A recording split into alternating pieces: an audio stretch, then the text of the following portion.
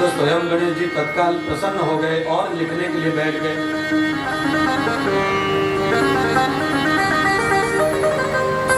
गणेश जी ने कहा, सुनो, शर्त रखी, व्यास, अगर मैं कथा लिखूंगा तो तुम्हें निरंतर अखंड कथा गानी पड़ेगी। अगर बीच में तुमने कथा को खंडित किया तो फिर मैं उठ के चला जाऊंगा और कथा अधूरी रह जाएगी। भगवान श्री व्यास जी स्वीकार कर रहे हैं कि हे प्रभु, अवश्य आप जो कह रहे हैं मैं वही करूंगा, आप कृपा रखिए।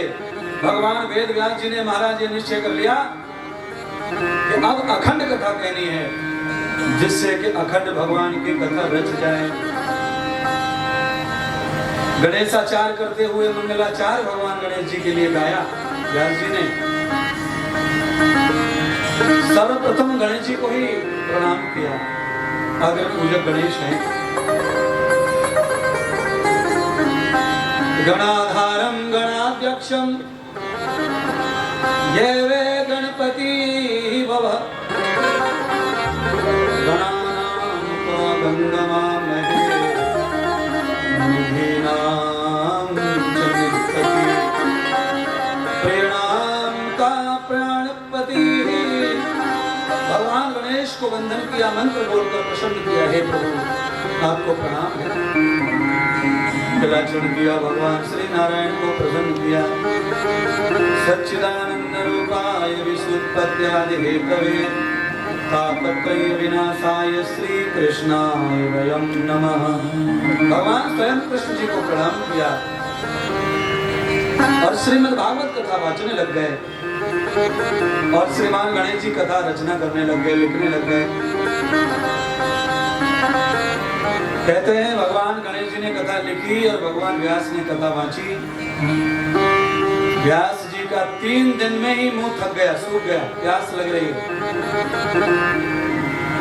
और बिना पानी पिए कैसे काम चलेगा, प्राण जाएंगे। व्यास जी को ऐसा अनुभव हुआ तो भगवान व्यास जी ने सोचा कि ये इतनी विशाल बुद्धि पे गणेश,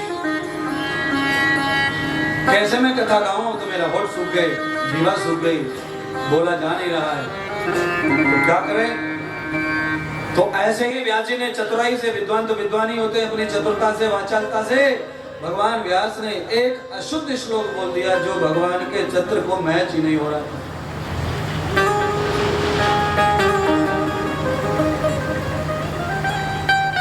उस श्लोक को जैसे ही भगवान गणेश जी ने सुना तो कलम फेंक दी। कहा कि हे व्यास, तुम झूठ बोल रहे हो, ये गलत है, यह श्लोक हो ही नहीं सकता भागवत में। महाराज, अगर मैं ऐसे अशुद्ध ना बोलता, मेरी वाणी में ऐसा तप होता तो आपको मैं क्यों बुलाता। इसलिए गणराज, आप इस श्लोक को गलत मान रहे हैं तो आप इसका अध्ययन करके इसकी शुद्धि करो। अगर गलत है तो लिखिए, अगर श्लोक अच्छा है तो लिखे, ना हो तो मत लिखे, इसलिए तो आपको बुलाया। अब गणेश जी ध्यान करने लगे उस श्लोक का। जैसे गणेश जी ध्यान में बैठे, आंख बंद की, भगवान व्यास जी गए सरोवर में, जल पी के आ गए और बैठ गए। तब भगवान गणेश ने सोचा, अर्थ निकाला तो कहा, अरे व्यास, तुमने जो श्लोक बोला था वास्तव में परम सत्य है, मुझे ही गलत लगा। अरे प्रभु, आपने निश्चय कर दिया परम सत्य है। अब व्यास जी कह रहे, महाराज मैंने तो गलत बोला, आप सत्य कह रहे। तो महाराज आपने सत्य कैसे किया, मुझे बताओ, क्या अर्थ है उसका। तब भगवान गणेश कहते हैं, चंद्रगुप्तो महामनः एव से सहस्त्र स्त्रीणाम। चंद्रगुप्त नाम का कोई राजा है, उस राजा की करोड़ों पत्नियां हैं, उसके बाद भी वो हर साल करोड़ करोड़ पत्नियों से शादी करता है और फिर भी वो तृप्त नहीं होता। तो ऐसा श्लोक सुना तो व्यास जी ने सुनाया तो गणेश जी टेंशन में आ गए। ऐसा कोई राजा दुनिया में नहीं हो सकता, पहले से 1 करोड़ पत्नी हो और फिर हर साल 1-1 करोड़ करता हो, बड़ा कठिन। बाद में गणेश जी ने निश्चय किया, अर्थ किया शब्दों का, तब निश्चय होकर सत्य हो गया। इसलिए महात्मा कहते हैं, इंद्रदेव, कोई विद्वान व्याकरण आचार्य अपने मुंह से बनावटी भी संस्कृत बोल देता है तो उसका भी अर्थ सत्य हो जाएगा, वो भी सत्य अर्थ कर देगा उसका। व्याकरणाचार्य के पास में ये ताकत होती है, गुण होता है। वो बनावटी संस्कृत बोले, उसके भी सत्य अर्थ होंगे, सिद्धि होंगी, मात्राएं होंगी, लिंग होंगे, विभक्तियां होंगी, वचन होंगे, सब कुछ उसमें मिलेगा महाराज, क्योंकि यही तो कला है विद्या की, यही कला है व्याकरण।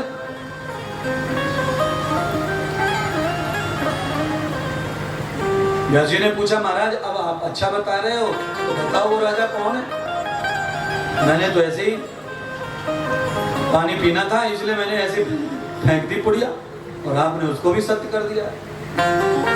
तब भगवान गणेश कहते हैं चंद्रगुप्त नाम के राजा का नाम है मन। ये मन ऐसा राजा है कि करोड़ों करोड़ों वासना, करोड़ों करोड़ों तृष्णाओं में फंस के प्राप्त करके भी हमेशा नित्य रोज करोड़ों नई नई तृष्णाओं में फंसता रहता है। इसको करोड़ों करोड़ों महिलाओं का आनंद प्राप्त हो तब भी ये तृप्त नहीं होता, इसीलिए इस मन को चंद्रगुप्त कहा है। ये चंद्रगुप्त नाम का जो मन है, इस मन में इतनी सारी इच्छाएं हैं, इतनी तृष्णाएं हैं कि ये कभी नहीं मरता। तृष्णाओं को भोग के भी इसकी तृप्ति नहीं होती है। तो व्यास जी स्वयं ताली बजाने लगे गणेश भगवान के व्याख्यान को सुनकर। मन व्याधीन तदम व्यासम ये वे अमृतम वद। इसलिए मेरे बंधुओं, भगवान गणेश, भगवान कृष्ण, भगवान शंकर, भगवान शिव, भगवान नारायण, भगवान दत्त जो भी हैं, सब देवताओं को हम याद करें। इसलिए आपने देखा होगा कथा सुनाने से पहले सब लोग भजन करते हैं, थोड़ा ध्यान करते हैं, नमो नमो करते हैं। मैं भी बहुत बार नमस्कार करता हूँ देवताओं को, धरती को, गाय को, सबको प्रणाम करते हैं हम लोग। उसका मतलब ही वही है कि सब आए और कुछ गलत हो उसको सही कर दे। इसीलिए कोई भी काम करने से पहले हमारे सनातन धर्म में भगवान को याद करने की परंपरा है। नए घर में जाने से पहले हम क्या करते हैं, हिंदू लोग, सनातनी लोग, आप सब जानते हैं क्या करते हैं। चाहे हम नास्तिक हैं और घर नया बनाएंगे तो पूजा जरूर कराएंगे पंडित जी से, चाहे हम पूरे नास्तिक हैं, ना हमें भगवान चलता, न राम जी चलते, न कोई साधु चलता, पर वास्तु शांति जरूर करवाएंगे, क्योंकि अंदर से डर भी है।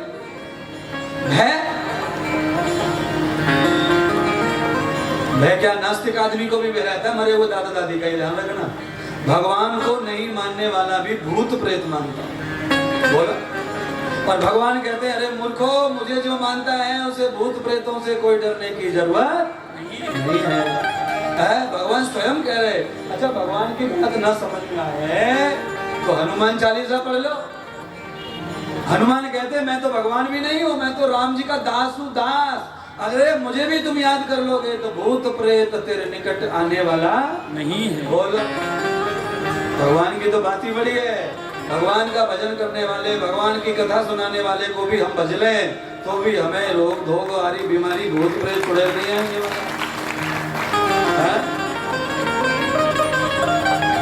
भाई मुझसे तो जो दीक्षा ले लेता है उसको भूत कभी नहीं आते थे, गायब भी हो जाते हैं भूत। कितनी माताएं बहनें पहले भूत आते थे मालेगांव में भी, और जब से मैं आया हूँ महाभूत तब से भूत गायब भी हो गए सब सनातनियों को। नहीं तो एक कैंप है ना, कैंप में जाजवाड़ी साइड में बड़े भूत थे पहले, जाजवाड़ी में, क्योंकि घर थोड़े दूर दूर थे, बीच में कॉलोनी खालियां थी, लाइट वाइट थोड़ी सी ज्यादा चली जाती थी जाजवाड़ी में। बाद में गया नगर पालिका भी 8-10 साल पहले, तो वहां बड़े भूत रहते थे महाराज। एक आध बार तो मेरे चेलाओं ने मुझे कहा गुरुजी 5 बजे से पहले आ जाना, क्योंकि फिर 7 बजे आएंगे आप तो थोड़ा डर सो यहाँ हमारी तरफ। क्या डर है? तो वहाँ जाजवाड़ी की जो बगीची है पानी की, वहां पर भूत रहते। ये हाल है माना, भूत है। भूत का मतलब है छुआछूत।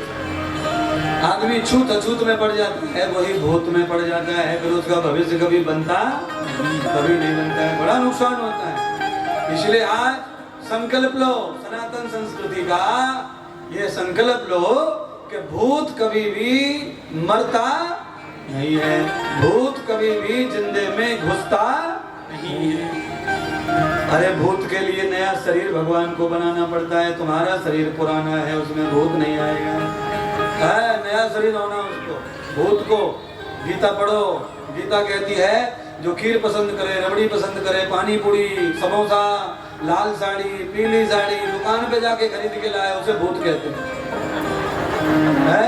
गीता कह रही है, मैं नहीं कह रहा हूँ। अन्नादि भवन्ति भूतानि यज्ञ कर्म श्रमद भव। जो यज्ञ आदि सत्कर्म करके भोजन करता है वो भूत होता है और उसका ही भविष्य बनता है।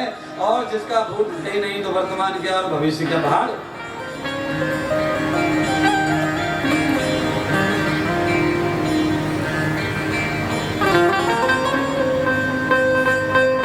भैया और झांकी हो तो इशारा कर दो, नहीं तो मैं तो प्रवचन में घुस जाऊंगा फिर। और है झांकी, पूछ के आओ। है कथा सुनानी पड़ेगी फिर। चलो, टाइम बहुत कम रह गया है। समाद्वेषो न त्वयाहारम्। कथा लिख गई। अब प्रॉब्लम ये आ गया गौरव जी कि कथा बड़ी बड़ी एंटीबायोटिक दवाइयां किताब में लिखी हैं पर कोई भी जनता नहीं है। अब वो किताब पढ़ने वाला हो, जनता को बताने वाला हो, तब लोग ठीक हो। तो अब क्या करें, नारद जी के पास फिर गए। नारद जी ने कहा यार तुम बड़े दुखी हो गए, रोज दुखी हो जाते हो, रोज दुखी हो जाते हो, तुम्हारे काम कब पूरे होंगे? तो कहा एक और इच्छा पूरी कर दो, अब मेरे घर में ऐसा कोई आचार्य भेज दो जो इस कथा को दुनिया तक पहुंचा सके। परम औषधि हरि चरित्र धाम आरती अति पावन पुराण की। भागवत रूपी अमृत औषधि ऐसी है जो परमात्मा का धाम प्राप्त करा देती है। ऐसा चरित्र है भगवान की औषधि। पर ये जनता तक कैसे जाए? तो भगवान नारद जी कहते हैं अंतिम देवता बचे मेरे पास, उन्हें भी बुला लो, शामिल कर लो। कौन है? महादेव। जय, बैठ गए भगवान महादेव का जाप करने के लिए। और महादेव कथा सुना रहे पार्वती को और यहाँ जाप चल रहा है हमारा। तोते के बच्चे ने व्यवधान डाल दिया, पूरी कथा श्रवण कर ली और अंडा फोड़ के उड़ करके जब आकाश में आया तो शंकर भगवान को ध्यान आया कि पार्वती तो सो रही है, ये कथा तो अंडा सुन रहा था। अंडे में प्रकाश बाबू, अंडे में तोता था, तोता पक्षी। अब आप कथा को, विज्ञान को ऐसे समझो कि पक्षी अगर पॉजिटिव एनर्जी लेता है तो वो अगले जन्म में मनुष्य बन सकता है। ध्यान कर लो, अगर हम अपने घर के कुत्ते, पालतू कुत्ते को पंडाल में लाकर अपने पास बिठाएं और 7 दिन कथा सुनाएं तो वो परमानेंट अगले साल मनुष्य बनेगा, उसके गुण मनुष्य के हो जाएंगे। हमने तो अपने जीवन में 36 साल की जर्नी कथा की हो गई, इसमें कितने कुत्ते, कुत्ती, बिल्ली, कितनों को हमने देखा चमत्कार होते हुए महाराज, कितने कथा सुनते देखा। और कथाओं में हमने लीलाएं भी देखी। गाँव की ये कथा तो पेड़ पौधों से लेकर के मिट्टी तक को पवित्र कर देती है महाराज। आप जिस ग्राउंड में बैठे, इस ग्राउंड का भी यश इतना है पांडाल मालेगांव में कि क्या कहना महाराज है। इस पंडाल में कितनी पूजाएं हो गई, कितनी दुर्गा बैठ गई, कितनी कथा हो गई, ये जगह कितनी पावन हो गई है, पवित्र हो गई।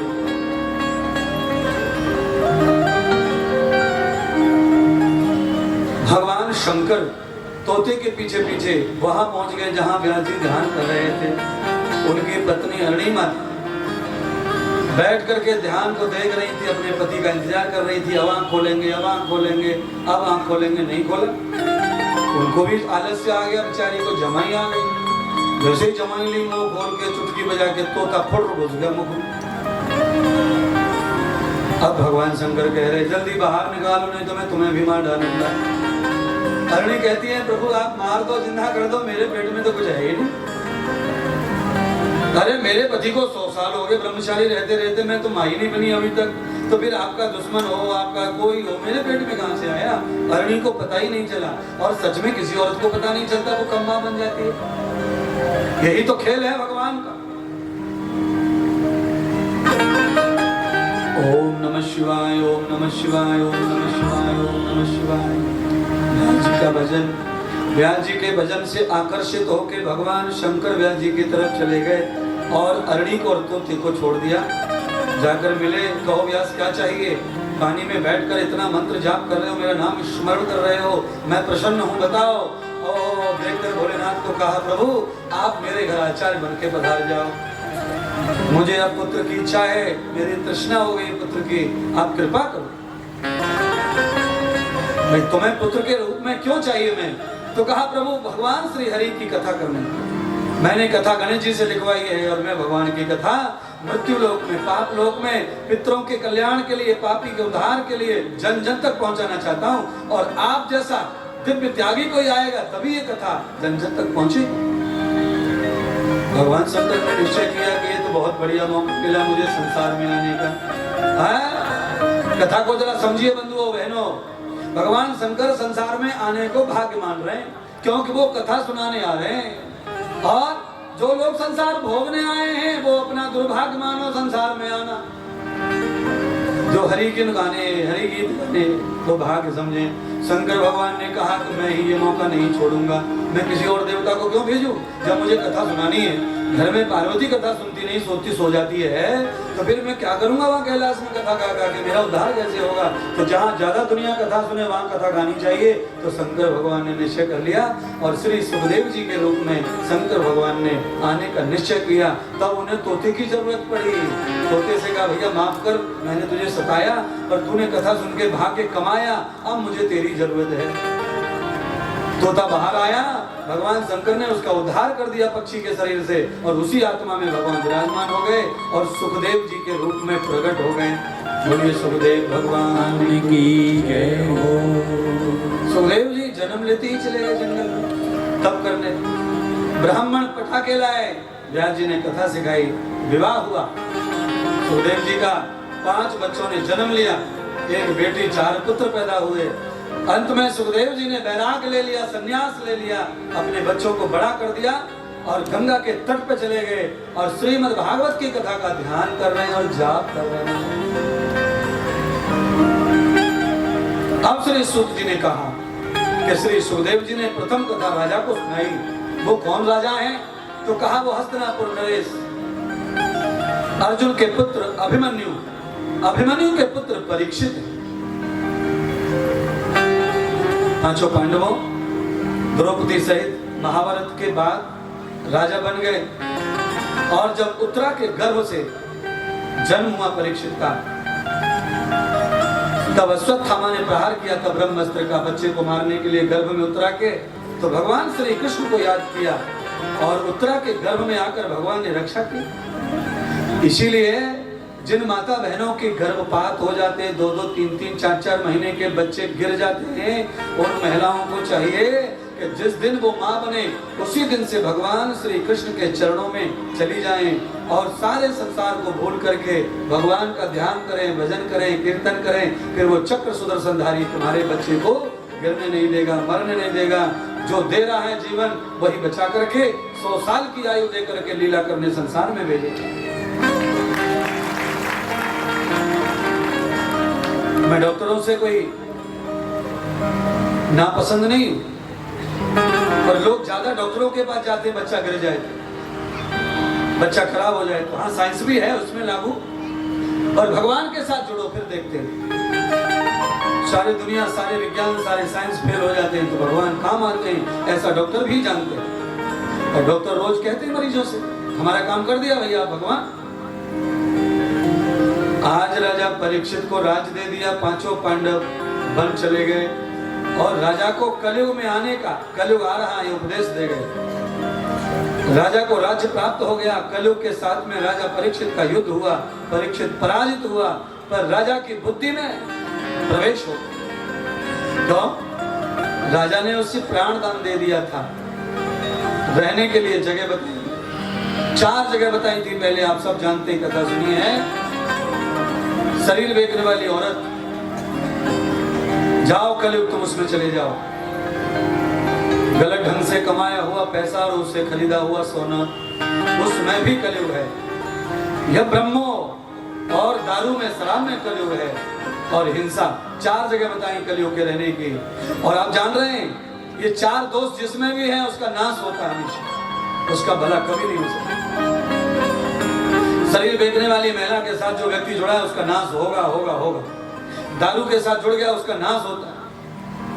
और हिंसा से जुड़ गया नाश होगा बंधुओं, जुआ से जुड़ गया नाश होगा बंधुओं। इसीलिए जहां 4 जगह कलयुग रहता है वहां पर बंधुओं सनातनियों आप मत जाओ, अपने परिवार को मत जाने दो। कलयुग ने कहा ये चारों जगह खराब है, कोई एक अच्छी जगह बताओ। तो स्वर्ण उसी समय कलयुग प्रवेश हो गया सोने में जाकर के हस्तिनापुर के खजाने में। जैसे राजा पहुंचा, राजा ने खजाना खोला, मुकुट फेंका, सिर पर पधरा लिया, पूरा का पूरा कलयुग बुद्धि में प्रवेश हो गया। राजा की बुद्धि हिंसा में चली गई। राजा घोड़ा लेकर जंगल को चला गया और राजा शिकार खेलने के लिए जंगल में दौड़ रहा है घोड़े पे, दौड़ रहा है घोड़े पे। राजा बावला हो गया है हिंसा के लिए। अरे जिस हस्तिनापुर में पांडवों के शासन से लेकर के यहूदी के राज्य तक, यदुवंश तक, ध्रुव के राज्य तक, कहीं भी चले जा भूतकाल में किसी राजा ने किसी जीव की हत्या नहीं की। आज परीक्षित को ये संस्कार कहां से आए? संगत से। परीक्षित ने कलयुग का संग कर लिया, उस कलपुरुष का, काले मानस का, उस दुष्ट जन का। बंधुओं हमारे घर में हम अंडा खाना, मांस खाना खुद नहीं सीखते। घर में कोई पहले से बिगड़ा हुआ होता है, वो माँ हो सकती है, पिता हो सकता है, और कोई हो सकता है। हम ऐसे दारू नहीं पीते, हम ऐसे ही जुआ नहीं खेलते, घर में पहले से कोई मास्टर है। अब घर के ही लंका को ढाने वाले बन जाएं तो कैसे बचाएंगे सोने की लंका को? बोलिए। माँ पका रही है, बच्चे खा रहे हैं मुर्गा। अब इस माँ से क्या मिलेगा बच्चे को? शिक्षा। पूरे देश की आधी जनसंख्या ऐसे बर्बाद हो रही है बंधुओं। महाराष्ट्र में ये कुल कलंक था। इसीलिए मैंने वृंदावन को मुझे पहले जब ही चुनना था, पर मैंने चुना नहीं, क्योंकि मैं पहली बार कथा करने कैंप में आया था महाराष्ट्र में, और इससे पहले नवापुर में आया था। उससे पहले आरवी के पास में बिसरवाड़ी एक गांव है जहाँ पानी भी नहीं था पीने को, वहां आया था। मैंने देखा कि लोगों की बहन माएं काट रही अपने हाथों से जिंदा मुर्गा, यूं फाड़ रही दरवाजे पे खड़ी होके। तो मैंने कहा वृंदावन में अनेक महात्मा संत ब्राह्मण रहते हैं, वहां सबकी दुकान जम जाएगी, जम जाए, पर मैं यहाँ काम करूंगा महाराष्ट्र में। मैंने उस मास के लिए महाराष्ट्र में काम किया। इतनी सारी तकलीफें मैंने भोगी हैं, बड़ी यात्राएं की। पैदल यात्रा मैंने की महाराष्ट्र में, एसटी महामंडल में मैंने यात्रा की महाराष्ट्र में, रिजर्व डिब्बे से छोड़ के जर्नल रेल में बैठ के मैं आया महाराष्ट्र में, भाड़े की गाड़ी से टिकट फाड़ के मैं आया। बहुत सारा संघर्ष किया है इन उपलब्धियों को पाने के लिए, आपको बचाने के लिए, आपके परिवार, आपकी औलाद को बचाने के लिए। पर मेरी मेहनत ने काफी दिन काम किया। अब चाहे मेरा आना जाना कम हो गया या आपकी औलाद को आप संभाल नहीं पा रहे, आपने अपने आप को कड़क नहीं रखा, पर आप अब ऐसा हो गया है कि मेरे जो भक्त है महाराष्ट्र में, इसमें मालेगांव से लेकर कहीं भी, इनके जो बच्चे हैं वो मांस खा रहे हैं, अंडा खा रहे हैं, वो सुन नहीं रहे, और माता पिता भी रोक नहीं रहे। बस ये बात, वो रोकना नहीं चाहते। अरे अड़ जाओ, यही तो समय है। आज राजा परीक्षित का बर्बाद हो गया जीवन। राजा से हिंसा नहीं हुई, राजा दिन भर हिंसा करते घूमता रहा, पर हिंसा नहीं हुई। गीता कहती है पाप हो न हो, पर पाप का विचार भी आया तो पाप का दंड भोगना। आपने देखा होगा, आप जीवन में कभी भी, आप अपने मन में कभी पानी पूरी को याद करो, कच्चे आम को याद करो, बिना खाए पानी आ जाता जीवा पर दूर से। जैसे पानी आ जाता खट्टे का स्मरण करने से, ऐसे पाप का स्मरण बुद्धि में आता है, पाप का फल आ जाता है। इसीलिए कभी पाप करने का सोचो ही मत। पाप हो न हो अलग, सोचना क्यों? आज राजा परीक्षित पाप बुद्धि के हो गए। शाम हो गई, राजा को प्यास लगी, राजा को पानी नहीं मिल रहा है, क्योंकि जो आदमी पाप में प्रवृत्त हो जाता है तो उसे ऐसी मौत मरना पड़ता है कि पानी मिलता नहीं है। त्राही हो गई राजा की। राजा नीचे उतर गए घोड़े से, प्यास के मारे मुंह से उतरा चला जाता नहीं। राजा ने देखा चंद्रमा की चांदनी में एक कुटिया चमकी राजा को। उस कुटिया पे जाके राजा आवाज लगा रहा है, ए महात्मा, महात्मा पानी पिलाओ। मैं हस्तिनापुर नरेश परीक्षित हूँ, शिकार खेलने आया था, पानी प्यास लगी है, महात्मा पानी पिलाओ। अथ ब्रह्मा वेदवासौ यथार पुरुषो धीमहि।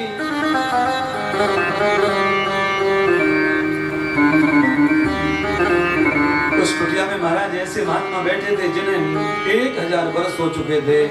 ध्यान करते करते उनके शरीर पर दीमक आ गई थी। वो चेतन अवस्था में थे नहीं, वो परम चेतन अवस्था में चले गए थे।